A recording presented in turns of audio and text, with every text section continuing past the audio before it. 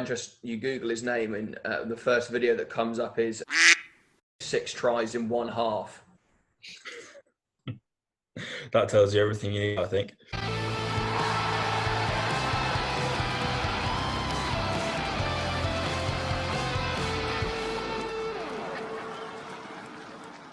Hello, it's Friday. Can the Crusaders win Super Rugby Aotearoa this weekend? And this is the Ruck 'Em All podcast.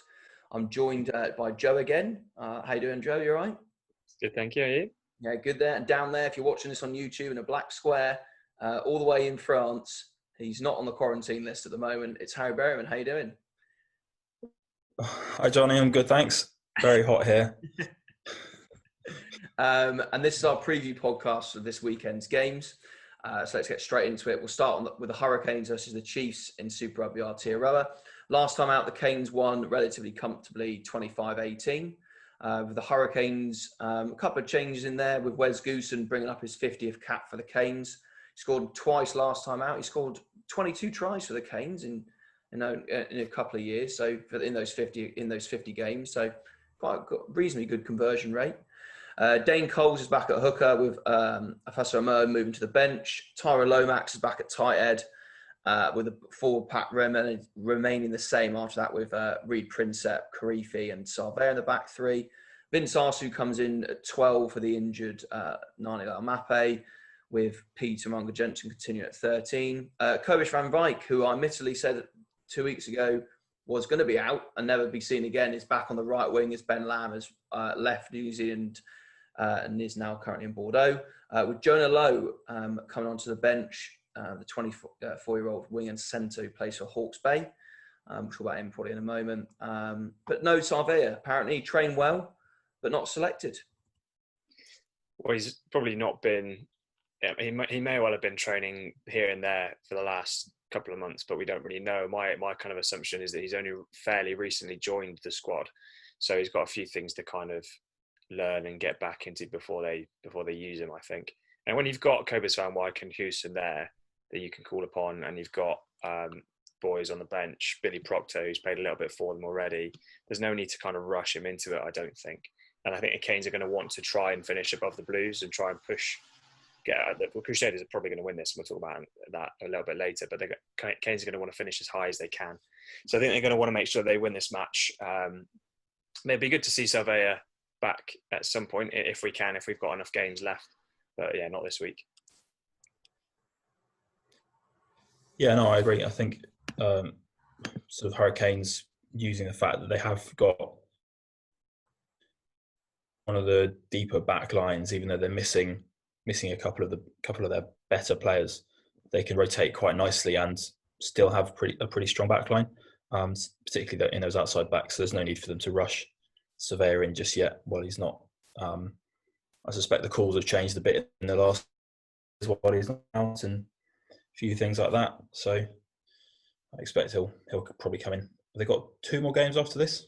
I expect he'll make an appearance, but they've got one. Start.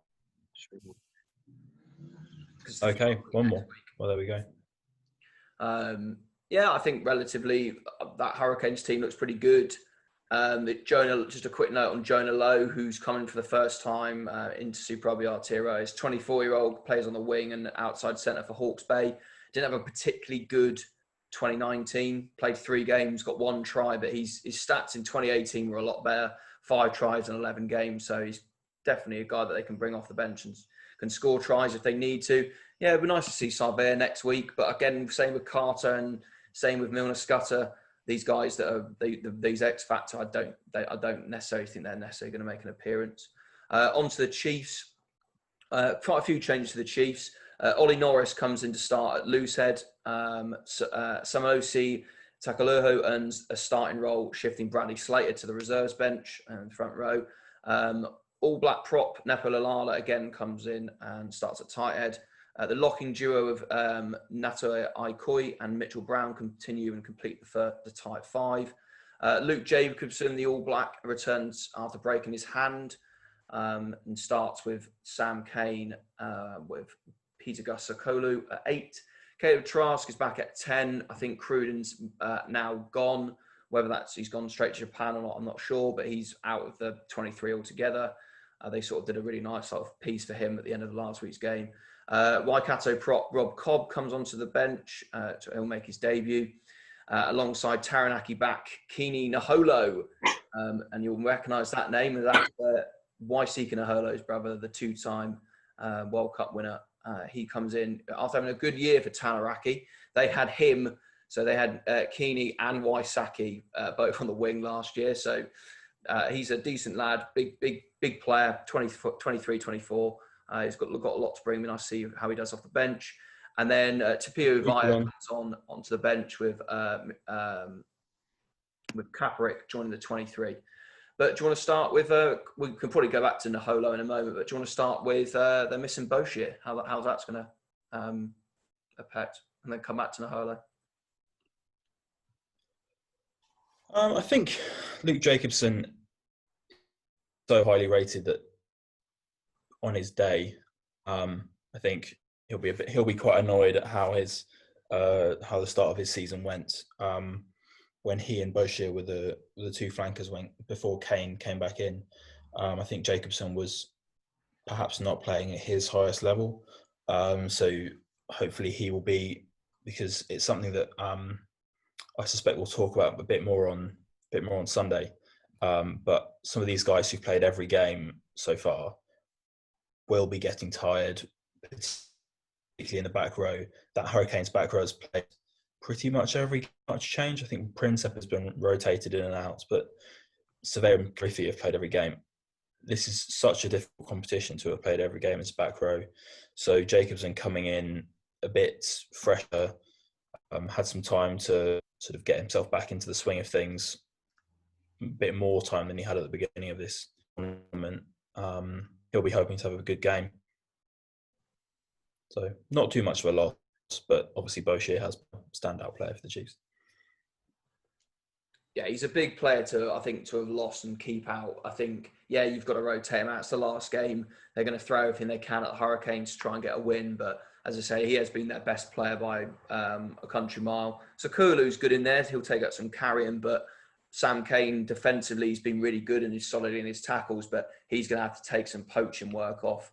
And Jacobson's got to try and fill that void as well. But yeah, it's a shame for Boshier, but and maybe Chiefs fans. But as I say, player welfare. He's played a hell of a lot of games. He's done a lot of work. And if they do eventually play international rugby towards the end of the year in New Zealand, then I reckon Boshier is definitely going to be in the picture on that. Did you want to say something on Kini Naholo? Just briefly, I did had a bit of a look around. We're familiar with him, or rather his elder brother, a bit better. 40 tries in 20 games for Hastings Boys High School in his final year at school. So obviously, New Zealand high school rugby is a very high standard round of. See that again in the same way that the club season, there was a clip going around of an amazing back Auckland derby, ended in a nice try on the left wing. So we know that's a high standard. So to score 40 tries in 20 games, he's a real talent. I think he's only 20. 21, 16th of April, 99. So yeah, nice, pretty young, his height. So probably quite impactful when he's carrying, good low ball position. So it's good to see him play. Quite interesting. You Google his name, and the first video that comes up is Kini Naholo 6 tries in one half. That tells you everything you need, I think. As I say, it'd be great to see how that's going to come out for them. Do you want to go to predictions then? Tricky, do you want to start us off? What are your thoughts? Yeah, it looks largely, apart from a couple of things in the back line, largely a fairly consistent Canes team, and they've been pretty good in this kind of second half of Aotearoa. Didn't start particularly well, but have gotten a lot better. Chiefs still struggling, still a team that have put phases of play together but not got the W. So I think that trend is probably going to continue. It's really tough to say, even with 2 matches left, that I don't expect the Chiefs to get a win, but I just don't think they've shown enough that they will, certainly in this game with the Canes at home. So I reckon Canes will take it by probably 5. I think it'll be fairly close. Let's say 5. Harry? Yeah, I think you'd have to expect. Really, at this point, he's having lost all their games so far. It would be a bit weird to suggest that are going to beat this good Hurricanes team away. Scoreline, not really sure. Obviously, Arso in at 12, he's slightly more exposed defensively.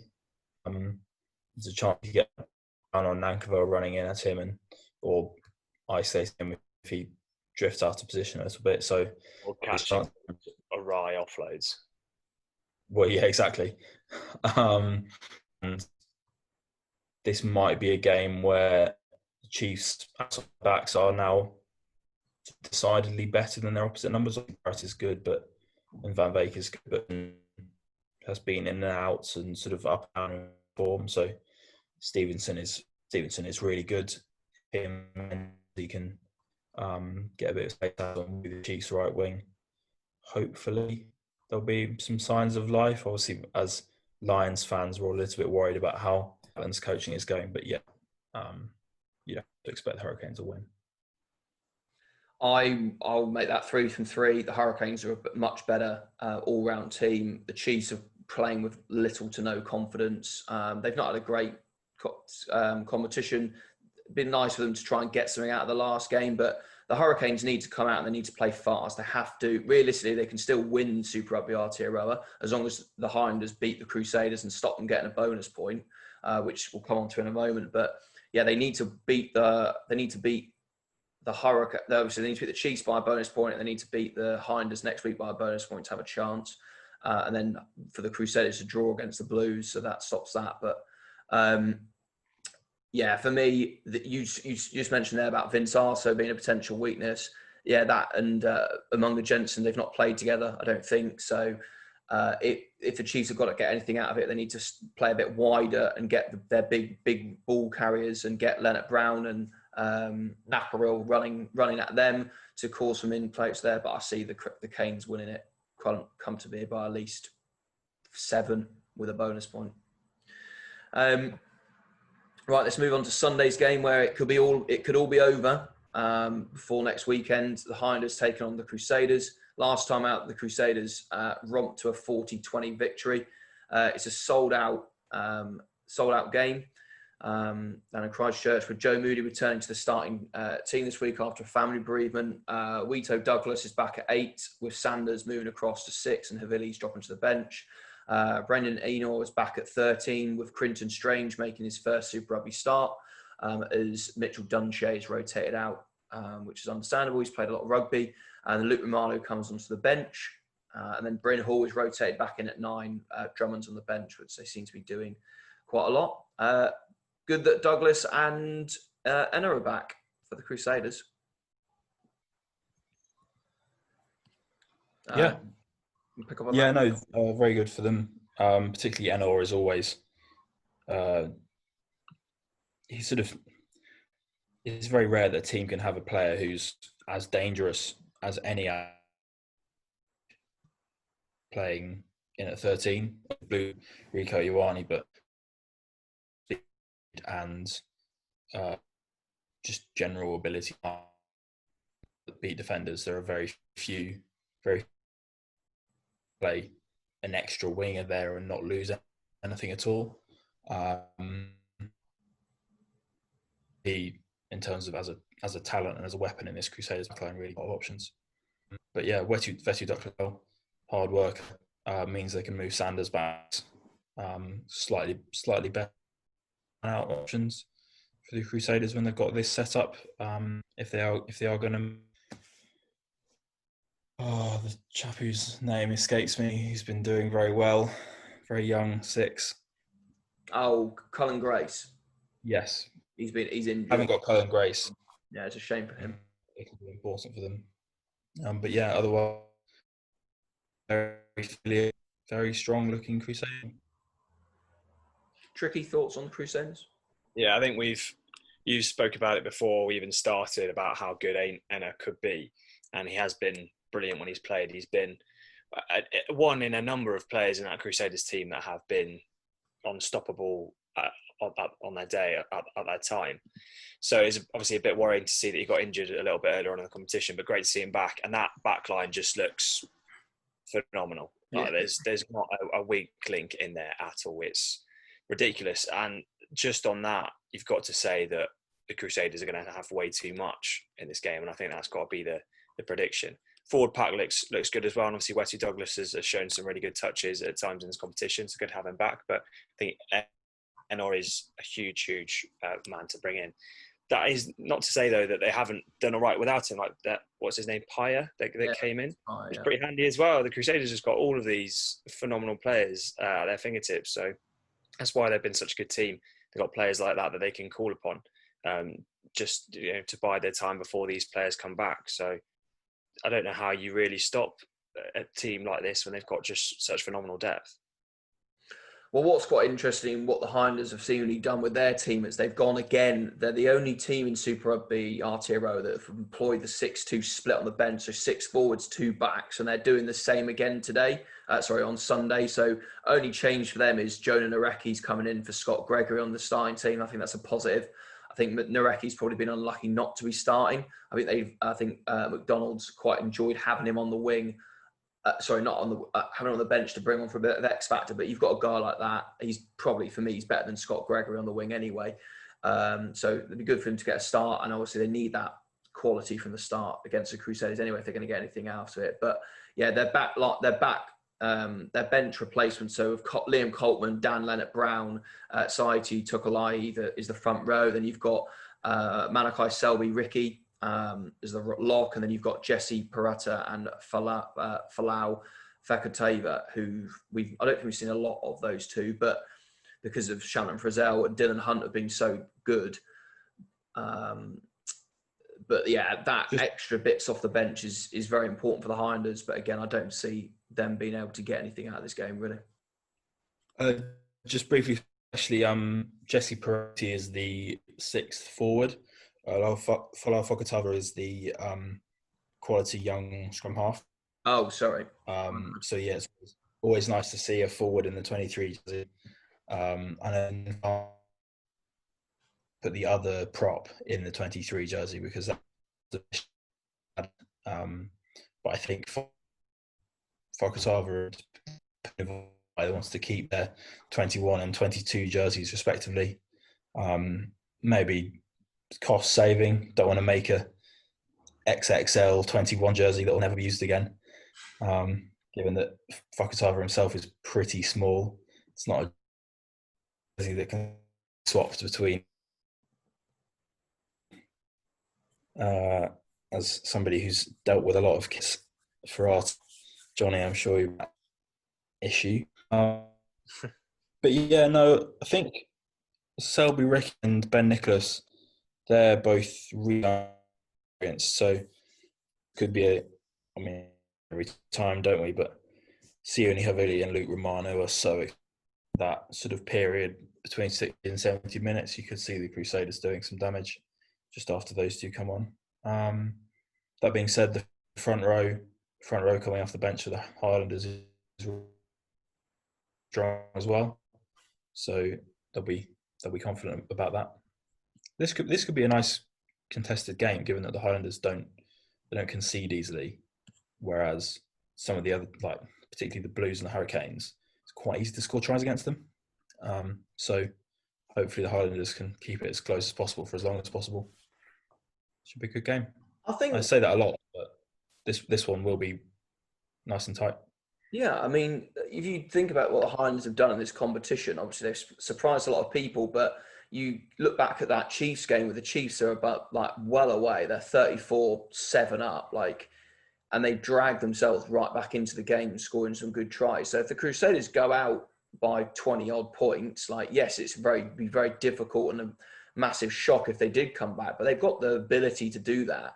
And if they say if Aaron Smith stands way above what he usually does anyway, which is to an exceptionally high level, and they've got Shannon Frizzell in there as well, and yeah, there's the ability in there for the Highlanders to cause an upset. I just don't see it happening in Christchurch, where the Crusaders, their message will simply be is wait till next week to make us beat the Blues.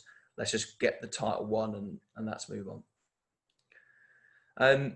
Let's shift across to Super Rugby AU then. The Rebels Brumbies game is probably finished by now. I've just got it on record, so I'm going to watch it after we finish this pod. But just a note very quickly on them was a shout out just to James Turtle, who was on the bench for them.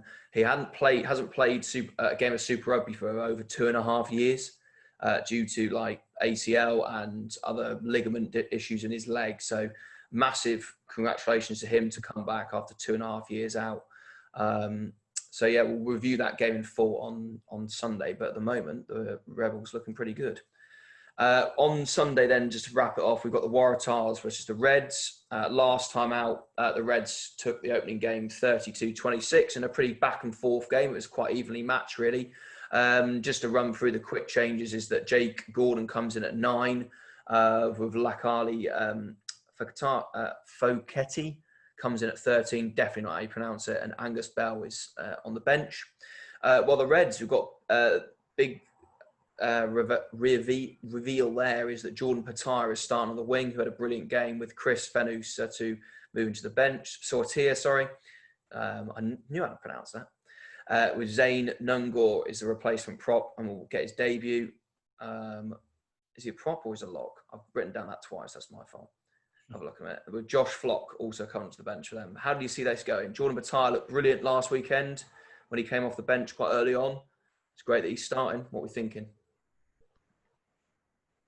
Yeah, I think this Reds team, when they've got that 11-14 of Dalgunu, Stewart, Paisami and Patire, area for anyone facing that. Looking down the rest of the team, I think they're more or less as strong as you could hope them to be. Maybe you put in McDermott over Malalua and McRate over Scott Young, but haven't seen an awful amount of the Waratahs. There's only so much time in the day, so I tend to prioritise watching the Reds or the Brumbies. But sort of running a quick eye over the team sheet, they do look somewhere approaching maybe.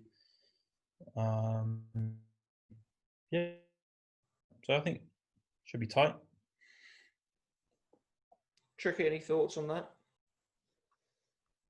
I mean, I haven't been watching a huge amount of the Australian stuff, to be quite honest. But I think the Reds have looked strong. The Brumbies have looked strong, although that potentially might not be the case today. But the Tars, I think, have looked better. The bits I have seen of them, I thought they've looked a bit better than I thought they might be. They look like they might be one of the teams right down the bottom, and they probably still are. But they've had a few touches where they've not been completely awful. So I think it will depend kind of how they're getting on the day. And that's obviously the two that we've spoken about briefly before in Patire and Paisami are two very good players for the Reds. And you spoke about before when we kind of previewed this competition about how you get them both in the squad playing the same position. So it'd be interesting to see how they get on. And if that works for them, then they could be very, very, very powerful. Yeah, just on piggybacking on your idea about the Waratahs, I think they're a team that are certainly in transition. They remind me a lot of the Highlanders in Super Rugby Aotearoa, where a lot of people didn't really think they were going to do a lot, and they've been better than people have thought. They've got a lot of young players in there, especially in the back line of the likes of Will Harrison and Jack Maddox at 15. So there definitely is a team moving in the right direction. Obviously, I think the news broke last week that Rob Simmons is moving to a London Irish. So another Waratahs player is departing overseas. That seems to have sent not shockwaves, but it was certainly, I think, the Waratahs fans and the coaching was a bit disappointed that they haven't been able to retain him. Obviously, Irish are probably going to offer him at least £500,000, which is obviously we've looked at how much the Australian Union is struggling at the moment. So shame for them to go, but yeah, the Reds are they're the better of the two at the moment. They've got I love James O'Connor at 10. I've said this before. I think that's his best position at Super Rugby AU level. I don't think he's an international class 10, but when he's entering his twilight of his career, when you've got the likes of Pasami and Jordan Batar outside of you, you want to get these Dangunu, Sokolotto, like these guys around him. The Reds will probably win this game quite comfortably in the end, though the Waratahs are at home.